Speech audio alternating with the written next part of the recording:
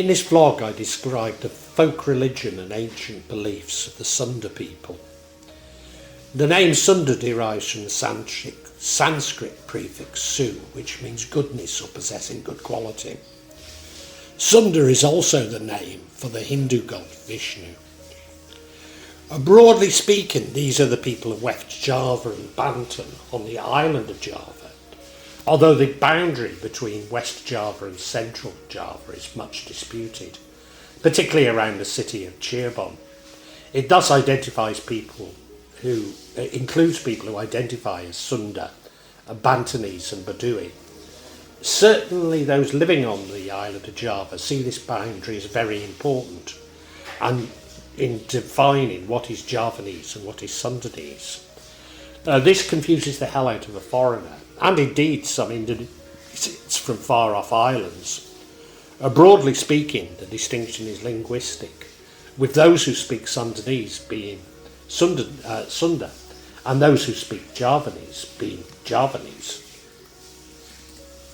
Sundanese is also closely related to Malay and Milang, as it is to Javanese. This is somewhat complicated by the encroachment of Javanese-speaking sultanates along the north coast of Sunda, such as Cirebon and especially Banten.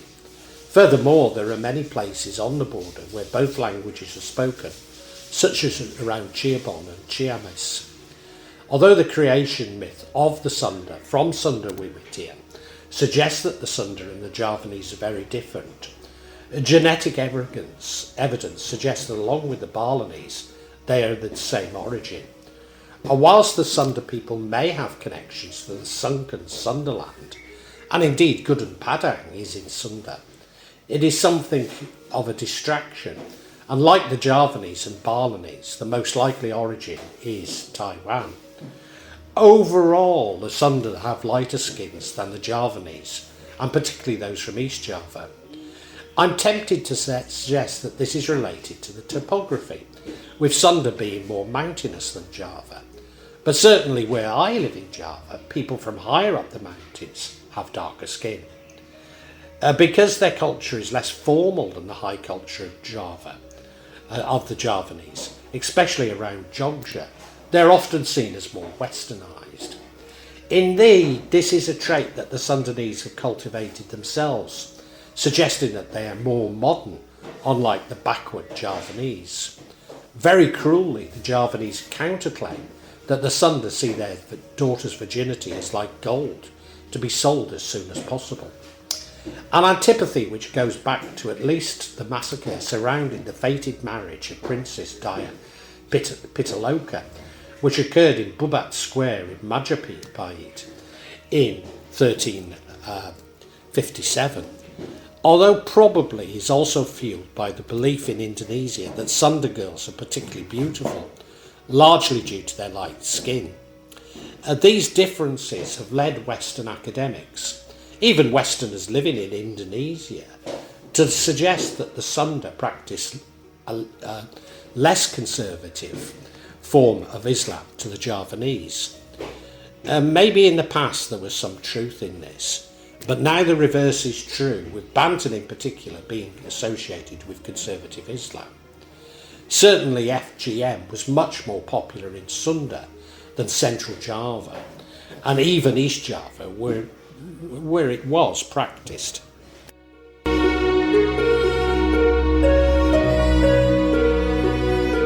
Kerajaan Sunda was a Sunda Hindu kingdom located in the western portion of the island of Java from 669 to around 1579, covering the areas of present-day Banten, Jakarta, West Java, and the western part of Central Java. The earliest history entity that appeared in the Sundan realm was the kingdom of Tarumanagara, which flourished between the 4th and 7th centuries. Hindu influences reached the Sunda people as early as the 4th century CE. In its early history, the kingdom served as a vassal of the Surawijayan, located in present-day Sumatra, Mandala.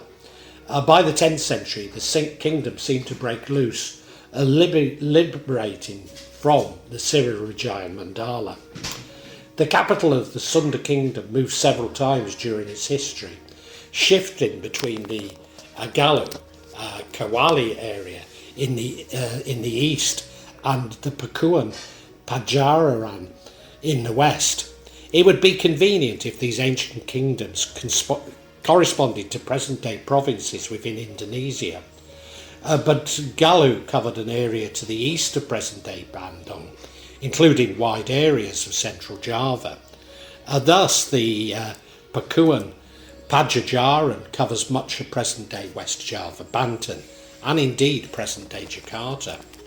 The two most important capitals were Pakuan and Pajajaran, near present-day Bogor, the capital of the Sunda, and Kawali, the capital of the Galuh, near Ciamis. The Sunda kingdom reached its peak during the reign of King Sri Paduka Maharaja, whose reign from 1482 to 1521 is traditionally remembered as an age of peace and prosperity amongst the Sunda people.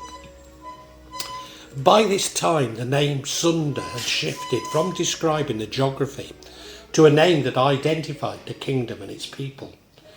Between 1450 and 1531, the kingdom lost control of the areas surrounding Cirebon, including Brebes and Indonesia, on the northeastern part of the kingdom. This signifies the coastal Muslim Javanese push westwards into the once traditional Sundanese territory, as the Demak Sultanate was responsible for the rise of Cirebon. Sunan Gunung Jati's son later also established the Sultanate of Banten, which later became a problem for the Hindu kingdom of Sunda.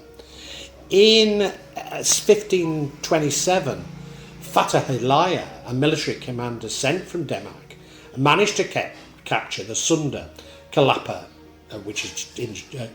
Sunda Kalapa harbour, which is in Jakarta. The army of Fatalaya, comprising of Cirebon Demak troops, conquered Sunda Kalapa. Finally, in 1531, a peace treaty between King Surawisya of Sunda and Sharif Hidayatullah of Cirebon.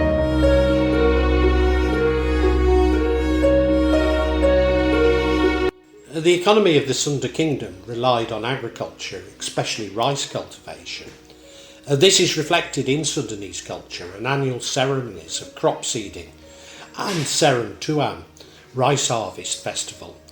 The harvest ceremony also allowed the king's official to collect tax in the form of rice that can be stored in the state's layout rice barn.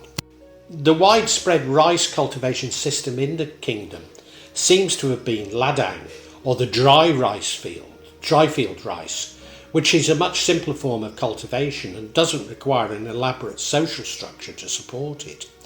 This corresponds with the geography and topography of West Java, which dominated by the central Parahiangan plateau, in contrast to central and East Java that consists of river valleys between volcanoes.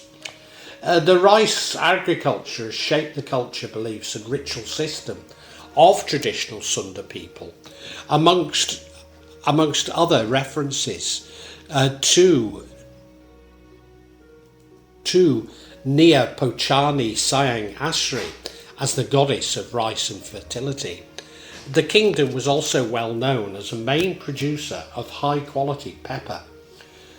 The Sunda food is characterised by its freshness. The famous lalab, raw vegetable salad, eaten with sambal, chili paste, and also karedok, peanut paste, demonstrates the Sunda's fondness for raw vegetables. Similar to other ethnic groups in Indonesia, Sunda people eat rice for almost every meal.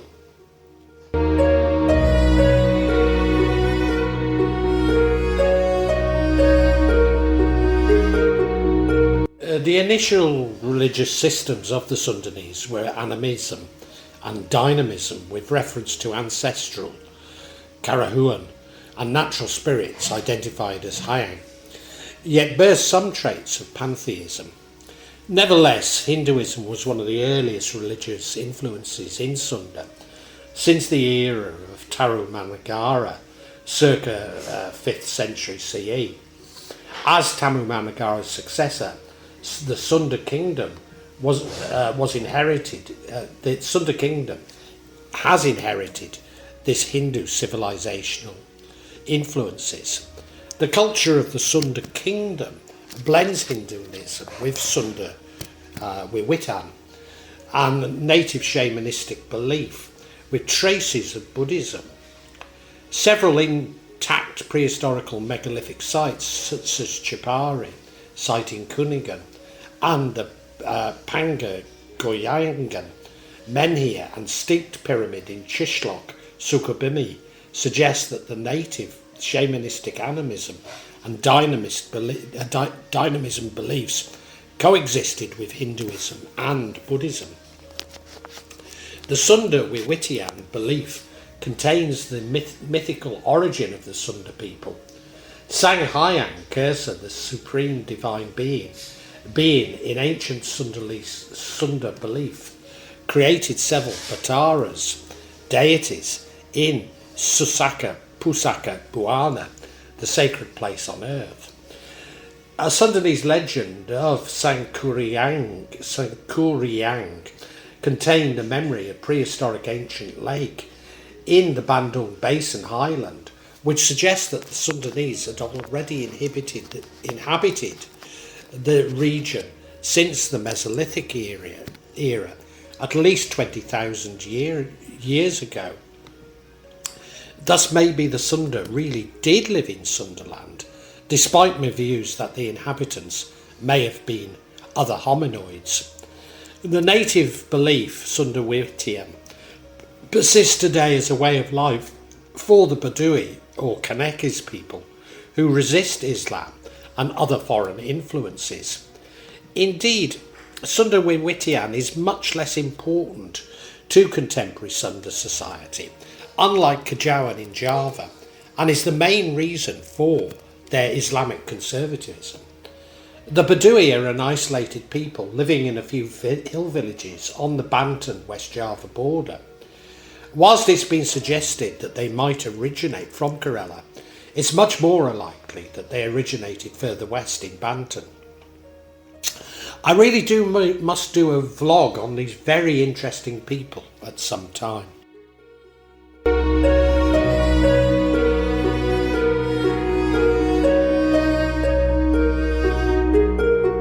The book of Sunda Wiwitan is called Sihang Siska Kadang Keresian.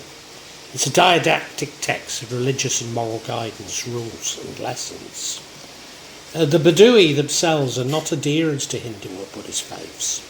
They follow an animistic system of belief that venerates and worships the spirits of ancestors.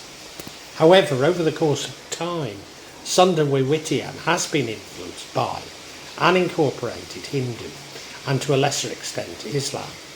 The creator in Sunda Wiwitan is Sanghyang Kursa, the powerful, or Nu Garasankyon, he who has the will. The supreme being is also referred to by several names or divine titles, such as Batara Tungal, the One, Batara Jagat, ruler of the universe, and Batara Seda Nisaka, the unseen. Sanghyang Kursa resides in the highest and most sacred realm, known as Buana, Yong Kung, pointy reality. The universe consists of three realms: Boyong Yong Kung, the pointy reality or peak realm, the uttermost realm, the abode of the supreme highest Sanghyang Kursa, Buncha Pancha Tengal, the middle world, earth, the realm of human beings and animals, with 5 cardinal directions: east, west, north, south, and centre, or zenith. Buana Larang, the forbidden world, hell, the realm of demons and lowly spirits, the lowermost realm. Sunda Wiwitan's concepts are based on 2 things: Charachiri Manusia and Charachiri Bangsa. Charachiri Manusia comprises the basic elements of human life.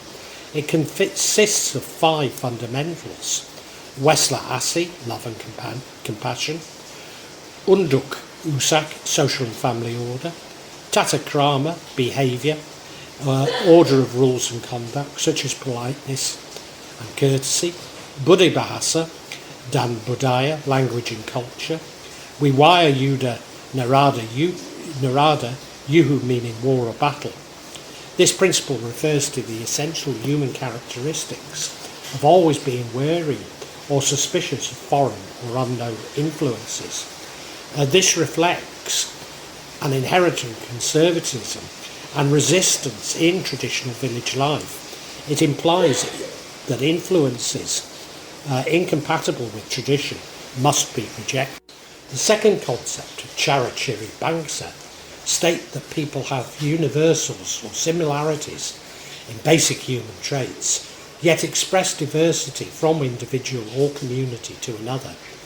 These elements are a source of variety amongst human beings: Rupa, looks; Adat, custom and rules; Bahasa, language; Aksara, letters; Budaya, culture. The core conduct consists of just 2 elements: do not do something not to the taste of others, something that others dislike, and do not harm others. Do not do something to harm yourself.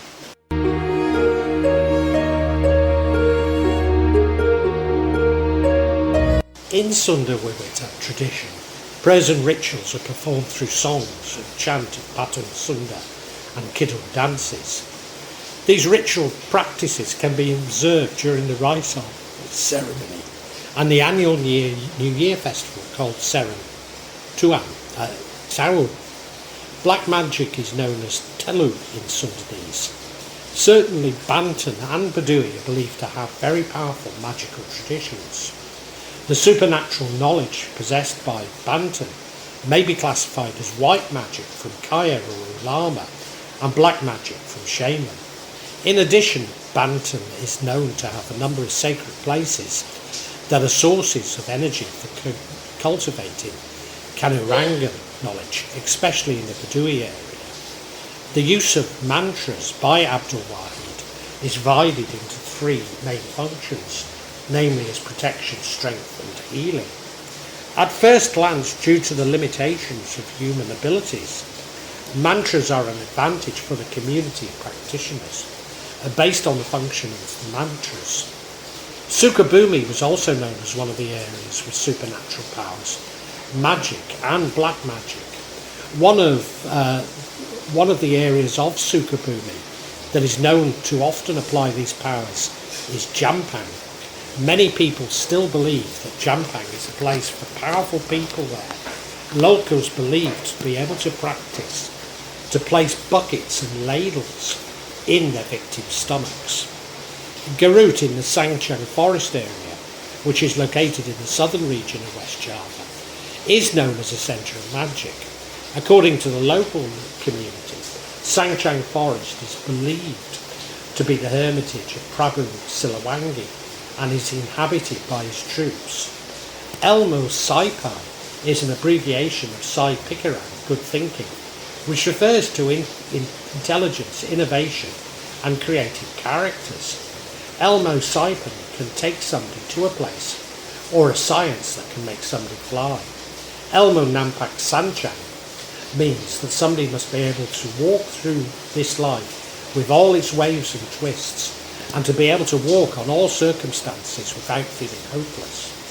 Elmo Nampak Sanchang is interpreted as a martial art that can make someone walk on water, while the philosophical meaning of science of immunity is someone who has the knowledge, has a strong character, discipline, steadfastness and consistency, and also a character that is not easily carried away by the negative currents of socialising, especially temptations from Satan, which is often interpreted with the term istikama. The science of immunity itself is often interpreted as knowledge that can make someone immune or resistant to being hit or stabbed by sharp weapons, or even shot by any gun. Elmu Rao Rongten is someone who has the knowledge, is a figure that you can always connect the ties of friendship and family and others, or even reconnect the ties of brotherhood that were broken due to disputes and hostility. In addition, it is also able to calm people who are carried away by lust, and can embrace everyone, even above differences. It also has a magical knowledge that functions so that someone who has it will not die, and is able to reconnect limbs that have been cut off, on the condition that the owner must step on earth. Elmu Halimun is someone who has it, is someone who is able to hide in the light and appear in the darkness. Elmu Halimun is the magical science that makes someone disappear and be invisible to human sight.